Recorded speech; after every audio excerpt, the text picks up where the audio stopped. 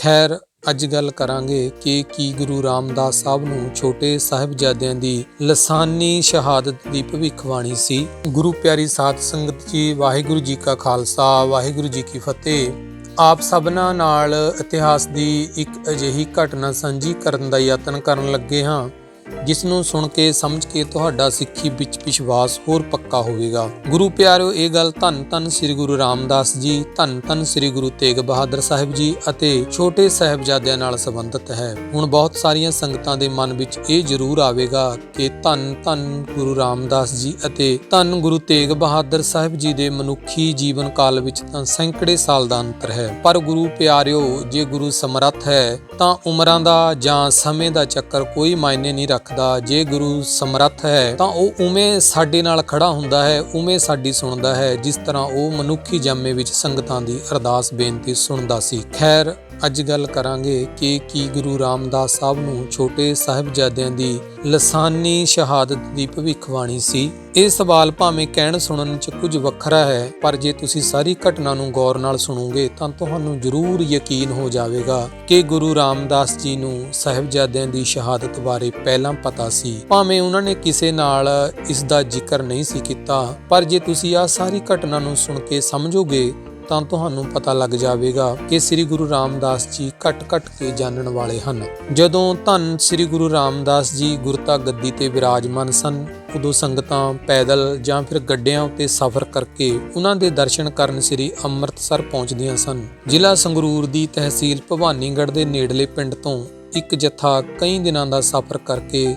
ਧੰਨ ਸ੍ਰੀ ਗੁਰੂ ਰਾਮਦਾਸ ਜੀ ਦੇ ਚਰਨਾਂ 'ਚ ਪਹੁੰਚਿਆ। ਉਸ ਸੰਗਤਾਂ ਦੇ ਜੱਥੇ ਵਿੱਚ ਇੱਕ ਬਜ਼ੁਰਗ ਵੀ ਦਰਸ਼ਨਾਂ ਨੂੰ ਗਿਆ ਸੀ, ਜਿਸ ਦੀ ਸਫੈਦ ਦਾੜੀ ਹੈ, ਸਿਰ ਤੇ ਢਿੱਲੀ ਜਿਹੀ ਪੱਗ ਹੈ, ਕੱਪੜੇ ਵੀ ਕੋਈ ਬਹੁਤੇ ਚੰਗੇ ਨਹੀਂ ਪਾਏ ਸਨ।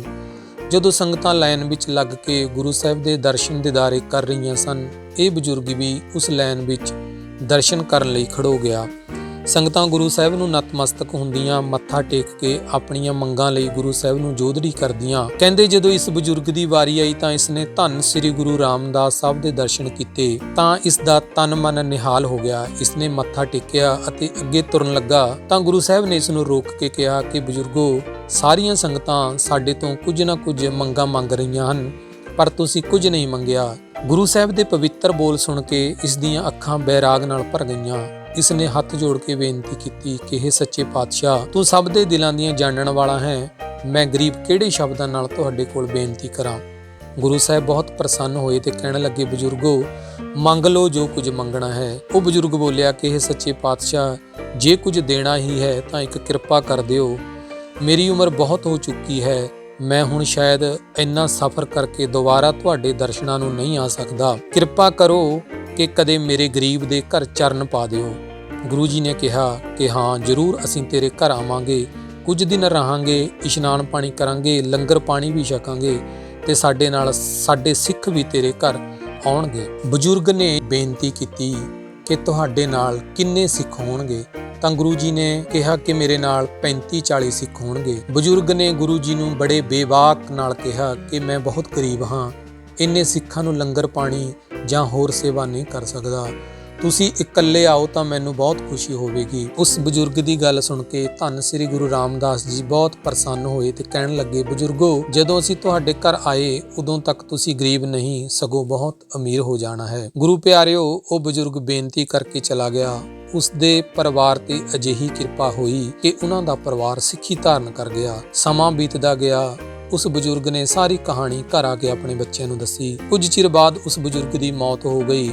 ਇੱਧਰ ਸ੍ਰੀ ਗੁਰੂ ਰਾਮਦਾਸ ਜੀ ਤੋਂ ਬਾਅਦ ਗੁਰੂ ਅਰਜਨ ਦੇਵ ਜੀ ਗੁਰਤਾ ਗੱਦੀ ਤੇ ਵਿਰਾਜਮਾਨ ਹੋਏ। ਉਹਨਾਂ ਤੋਂ ਬਾਅਦ 6ਵੇਂ ਪਾਤਸ਼ਾਹ ਧੰਨ ਸ੍ਰੀ ਗੁਰੂ ਹਰਗੋਬਿੰਦ ਸਾਹਿਬ ਗੁਰਤਾ ਗੱਦੀ ਤੇ ਵਿਰਾਜਮਾਨ ਹੋਏ। 6ਵੇਂ ਪਾਤਸ਼ਾਹ ਦੇ ਘਰ ਸ੍ਰੀ ਗੁਰੂ ਤੇਗ ਬਹਾਦਰ ਸਾਹਿਬ ਦਾ ਜਨਮ ਹੋਇਆ ਅਤੇ ਜਦੋਂ ਸ੍ਰੀ ਗੁਰੂ ਤੇਗ ਬਹਾਦਰ ਜੀ 9ਵੇਂ ਜਾਮੇ ਵਿੱਚ ਸਿੱਖੀ ਦਾ ਪ੍ਰਚਾਰ ਕਰਦੇ ਮਾਲਵੇ ਦੇ ਇਲਾਕੇ ਵਿੱਚ ਗਏ ਤਾਂ ਭਵਾਨੀਗੜ੍ਹ ਦੇ ਨੇੜੇ ਉਸ ਬਜ਼ੁਰਗ ਦੀ ਚੌਥੀ ਪੀੜ੍ਹੀ ਉਦੋਂ ਉਸ ਦੇ ਪੜਪੋਤੇ ਤੋਂ ਅੱਗੇ ਚੱਲ ਰਹੀ ਸੀ। ਗੁਰੂ ਜੀ 35-40 ਸਿੱਖ ਲੈ ਕੇ ਉਹਨਾਂ ਦੇ ਘਰ ਪਹੁੰਚ ਗਏ, ਪਰ ਉਦੋਂ ਤੱਕ ਉਹ ਪਰਿਵਾਰ ਬਹੁਤ ਅਮੀਰ ਹੋ ਚੁੱਕਾ ਸੀ। ਉਹਨਾਂ ਕੋਲ ਸੈਂਕੜੇ ਕਿੱਲੇ ਜ਼ਮੀਨ ਸੀ।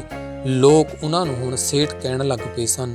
ਉਹਨਾਂ ਕੋਲ ਬਹੁਤ ਧਨ ਦੌਲਤ ਆ ਚੁੱਕਾ ਸੀ। ਗੁਰੂ ਰਾਮਦਾਸ ਜੀ ਦੀਆਂ ਬਖਸ਼ਿਸ਼ਾਂ ਬਾਰੇ ਬਜ਼ੁਰਗਾਂ ਨੇ ਅੱਗੇ ਪੀੜ੍ਹੀ ਦਰ ਪੀੜ੍ਹੀ ਆਪਣੇ ਪੁੱਤ ਪੁੱਤਰਿਆਂ ਨੂੰ ਇਹ ਗੱਲ ਦੱਸੀ ਸੀ ਕਿ ਭਾਈ ਇਹ ਗੁਰੂ ਰਾਮਦਾਸ ਜੀ ਦੀ ਬਖਸ਼ਿਸ਼ ਹੈ, ਅਸੀਂ ਗੁਰੂ ਦੀ ਅੰਸ਼ ਵੰਸ਼ ਹਾਂ, ਗੁਰੂ ਨਾਨਕ ਸਾਹਿਬ ਦੀ ਬਖਸ਼ਿਸ਼ ਹੈ ਸਾਡੇ ਤੇ, ਉਹਨਾਂ ਨੇ ਹੀ ਸਾਨੂੰ ਅਮੀਰ ਬਣਾਇਆ ਹੈ। ਗੁਰੂ ਪਿਆਰਿਓ, ਜਦੋਂ ਗੁਰੂ ਤੇਗ ਬਹਾਦਰ ਜੀ ਪਹੁੰਚੇ ਤਾਂ ਉਸ ਘਰ ਦਾ ਮਾਲਕ ਇੱਕ ਨੌਜਵਾਨ ਹੈ। ਉਹ ਪੂਰਾ ਸ਼ਾਹੂਕਾਰਾ ਸੰਭਾਲਦਾ ਹੈ, ਸੈਂਕੜੇ ਕਿੱਲੇ 'ਚ ਖੇਤੀ ਹੈ, ਨੌਕਰ ਚਾਕਰ ਕੰਮ ਕਰਦੇ ਨੇ, ਲੱਖਾਂ ਕਰੋੜਾਂ ਰੁਪਇਆ ਉਹਦੇ ਕੋਲ ਹੈ। ਤੇ ਗੁਰੂ ਪਿਆਰਿਓ, ਇਤਿਹਾਸ ਵਿੱਚ ਉਸ ਨੌਜਵਾਨ ਦਾ ਨਾਮ ਟੋਡਰਮੱਲ ਆਇਆ ਹੈ। ਜਦੋਂ ਧੰਨ ਗੁਰੂ ਤੇਗ ਬਹਾਦਰ ਜੀ ਉਹਨਾਂ ਦੇ ਘਰ ਗਏ, ਪਾਤਸ਼ਾਹ ਇੱਕ ਰਾਤ ਵੀ ਰਹੇ, ਸਵੇਰੇ ਇਸ਼ਨਾਨ ਪਾਣੀ ਕੀਤਾ, ਦੀਵਾਨ ਲੱਗਿਆ, ਕੀਰਤਨ ਹੋਇਆ। ਅਗਲੇ ਦਿਨ ਦੁਪਹਿਰ ਤੱਕ ਪਾਤਸ਼ਾਹ ਉਹਨਾਂ ਦੇ ਘਰ ਹੀ ਰਹੇ। ਜਦੋਂ ਗੁਰੂ ਜੀ ਤੁਰਨ ਲੱਗੇ ਤਾਂ ਉਹ ਨੌਜਵਾਨ ਜਿਹੜਾ ਉਸੇ ਬਜ਼ੁਰਗ ਦੀ ਪੀੜ੍ਹੀ ਵਿੱਚ ਉਸਦਾ ਪੜਪੋਤੇ ਤੋਂ ਅੱਗੇ ਸੀ, ਜਿਹਨੂੰ ਗੁਰੂ ਰਾਮਦਾਸ ਜੀ ਦੀਆਂ ਬਖਸ਼ਿਸ਼ਾਂ ਹੋਈਆਂ ਸਨ, ਉਹਨਾਂ ਨੇ ਗੁਰੂ ਸਾਹਿਬ ਨੂੰ ਇੱਕ ਬਹੁਤ ਕੀਮਤੀ ਦੁਸ਼ਾਲਾ ਭੇਟ ਕੀਤਾ ਅਤੇ ਇੱਕ ਪਰਾਤ ਭਰ ਕੇ ਸੋਨੇ ਦੀਆਂ ਮੋਹਰਾਂ ਦੀ ਭੇਂਟ ਕੀਤੀ। ਪਾਤਸ਼ਾਹ ਨੇ ਸੱਜੇ ਹੱਥ ਨਾਲ ਦੁਸ਼ਾਲਾ ਚੁੱਕ ਕੇ ਗੋਦੀ ਵਿੱਚ ਰੱਖ ਲਿਆ ਅਤੇ ਮੋਹਰਾਂ ਦੀ ਭਰੀ ਹੋਈ ਪਰਾਤ ਵਾਪਸ ਮੋੜ ਦਿੱਤੀ। ਕਹਿੰਦੇ ਰਹਿਣ ਦੇ ਭਾਈ ਟੋਡਰਮੱਲ, ਇਹ ਨਹੀਂ ਚਾਹੀਦੀ। ਟੋਡਰਮੱਲ ਬੋਲਿਆ, ਪਾਤਸ਼ਾਹ ਇਹ ਤੁਹਾਡੀ ਦਰਸ਼ਨੀ ਭੇਟਾ ਹੈ, ਪਿਆਰ ਦੀ ਭੇਟਾ ਹੈ, ਰੱਖ ਲਵੋ। ਹਜੂਰ ਨੇ ਕਿਹਾ, ਭਾਈ ਟੋਡਰਮੱਲ ਇਹ ਭੇਟਾ ਥੋੜੀ ਹੈ, ਅਸੀਂ ਜ਼ਿਆਦਾ ਲੈਣੀ ਹੈ। ਟੋਡਰਮੱਲ ਹੱਥ ਜੋੜ ਕੇ ਬੋਲਿਆ, ਮਹਾਰਾਜ ਸਭ ਕੁਝ ਤੁਹਾਡਾ ਹੈ, ਜੇ ਥੋੜੀ ਹੈ ਤਾਂ ਇੱਕ ਪਰਾਤ ਹੋਰ ਭਰ ਕੇ ਦੇ ਦਿੰਦਾ ਹਾਂ, ਜਿੰਨਾ ਮਹਾਰਾਜ ਕਹੋ, ਖਜ਼ਾਨੇ ਭਰੇ ਨੇ, ਸਾਰਾ ਕੁਝ ਦੇ ਦਿੰਦਾ ਹਾਂ। ਪਾਤਸ਼ਾਹ ਨੇ ਕਿਹਾ, ਪਰਾਤਾਂ ਨਾਲ ਗੱਲ ਨਹੀਂ ਬਣਨੀ, ਸਾਨੂੰ ਤਾਂ ਗੱਡੇ ਭਰ ਕੇ ਚਾਹੀਦੇ ਹਨ। ਕਹਿੰਦੇ ਟੋਡਰਮੱਲ ਹੱਥ ਜੋੜ ਕੇ ਖਲੋ ਗਿਆ, ਮਹਾਰਾਜ ਗੱਡੇ ਭਰ ਕੇ ਇਸ ਵਕਤ ਮੇਰੇ ਕੋਲ ਨਹੀਂ ਹੈ, ਤੁਹਾਡਾ ਦਿੱਤਾ ਹੈ ਬਹੁਤ ਕੁਝ, ਕਦੇ ਸਾਡੇ ਬਜ਼ੁਰਗਾਂ ਕੋਲ ਪੈਰਾਂ ਵਿੱਚ ਪਾਉਣ ਲਈ ਜੋੜਾ ਵੀ ਨਹੀਂ ਸੀ। ਗੁਰੂ ਰਾਮਦਾਸ ਜੀ ਦੀਆਂ ਬਖਸ਼ਿਸ਼ਾਂ ਕੀਤੀਆਂ ਹੋਈਆਂ ਨੇ, ਅੱਜ ਲੋਕ ਸਾਨੂੰ ਸੇਠ ਕਹਿੰਦੇ ਨੇ। ਟੋਡਰਮੱਲ ਕਹਿੰਦਾ, ਮਹਾਰਾਜ ਮੈਂ ਜ਼ਮੀਨ ਜਾਇਦਾਦ ਵੇਚ ਕੇ ਪਰਾਤਾਂ ਤਾਂ ਭਰ ਸਕਦਾ, ਪਰ ਗੱਡੇ ਭਰ ਕੇ ਮੈਂ ਕਿਵੇਂ ਦੇ ਸਕਦਾ। ਗੁਰੂ ਪਾਤਸ਼ਾਹ ਬੋਲੇ, ਟੋਡਰਮੱਲ ਅੱਜ ਤੇਰੇ ਕੋਲ ਗੱਡੇ ਭਰ ਕੇ ਦੇਣ ਨੂੰ ਨਹੀਂ ਹੈ, ਜਿੱਦਣ ਗੱਡੇ ਭਰ ਕੇ ਦੇਣ ਯੋਗ ਹੋ ਜਾਏਗਾ ਉਸ ਦਿਨ ਗੱਡੇ ਭਰ ਕੇ ਭੇਟਾਂ ਲਵਾਂਗੇ। ਵਕਤ ਆਵੇਗਾ ਤੈਨੂੰ ਗੱਡੇ ਭਰ ਕੇ ਮੋਹਰਾਂ ਦੇ ਦੇਣੇ ਪੈਣੇ ਨੇ ਤੇ ਤੇਰੇ ਕੋਲ ਗੱਡੇ ਭਰ ਕੇ ਦੇਣ ਨੂੰ ਮੋਹਰਾਂ ਹੋਣਗੀਆਂ। ਗੁਰੂ ਪਿਆਰੀ ਸਾਧ ਸੰਗਤ ਜੀ, ਟੋਡਰਮੱਲ ਨੂੰ ਪਤਾ ਨਹੀਂ ਸੀ ਕਿ ਇਹ ਤਾਂ ਧੰਨ ਸ੍ਰੀ ਗੁਰੂ ਤੇਗ ਬਹਾਦਰ ਅੰਤਰਜਾਮੀ ਹੀ ਜਾਣਦੇ ਸਨ ਕਿ ਇਸ ਤੋਂ ਆਹ ਸੇਵਾ ਲੈਣੀ ਹੈ। ਉਹੀ ਆਲੋਵਾਲ ਨਗਰ ਦਾ ਭਾਈ ਟੋਡਰਮੱਲ ਦੀਵਾਨ ਟੋਡਰਮੱਲ ਬਣਿਆ। ਗੱਡੇ ਭਰ ਕੇ ਮੋਹਰਾਂ ਖੜੀਆਂ ਕਰਕੇ ਗੁਰੂ ਦੀ ਭੇਂਟ ਦਿੱਤੀ। ਜਦੋਂ ਦੋਵੇਂ ਸਾਹਿਬਜ਼ਾਦਿਆਂ ਅਤੇ ਮਾਤਾ ਗੁਜਰੀ ਦੇ ਸੰਸਕਾਰ ਵਾਸਤੇ ਉਸਨੇ ਥਾਂ ਖਰੀਦੀ ਸੀ, ਜਿੱਥੇ ਅੱਜ ਗੁਰਦੁਆਰਾ ਸ੍ਰੀ ਜੋਤੀ ਸਰੂਪ ਸਾਹਿਬ ਸੁਸ਼ੋਭਿਤ ਹੈ। ਗੱਡੇ ਭਰ ਕੇ ਮੋਹਰਾਂ ਲੈ ਕੇ ਉਹ ਸਰਹੰਦ ਆਇਆ। ਉਹਨੇ ਮੋਹਰਾਂ ਵਿਛਾਈਆਂ ਨਹੀਂ, ਮੋਹਰਾਂ ਖੜੀਆਂ ਕਰਕੇ ਸੰਸਕਾਰ ਲਈ ਥਾਂ ਖਰੀਦੀ। ਸਾਧ ਸੰਗਤ ਜੀ, ਹੁਣ ਤੁਸੀਂ ਖੁਦ ਸੋਚੋ ਕਿ ਗੁਰੂ ਰਾਮਦਾਸ ਜੀ ਨੂੰ ਅਤੇ ਫਿਰ ਗੁਰੂ ਤੇਗ ਬਹਾਦਰ ਜੀ ਨੂੰ ਕੀ ਸਾਹਿਬਜ਼ਾਦਿਆਂ ਦੀ ਸ਼ਹੀਦੀ ਬਾਰੇ ਪਤਾ ਨਹੀਂ ਸੀ। ਗੁਰੂ ਪਿਆਰਿਓ, ਪਰਮਾਤਮਾ ਤੁਹਾਡੇ ਪਰਿਵਾਰਾਂ ਨੂੰ ਸਿੱਖੀ ਦੀ ਦਾਤ ਬਖਸ਼ ਦੇਣ। ਸ਼ੇਅਰ ਅਤੇ ਕਮੈਂਟ ਜ਼ਰੂਰ ਕਰਿਆ ਕਰੋ। ਵਾਹਿਗੁਰੂ ਜੀ ਕਾ ਖਾਲਸਾ, ਵਾਹਿਗੁਰੂ ਜੀ ਕੀ ਫਤਿਹ।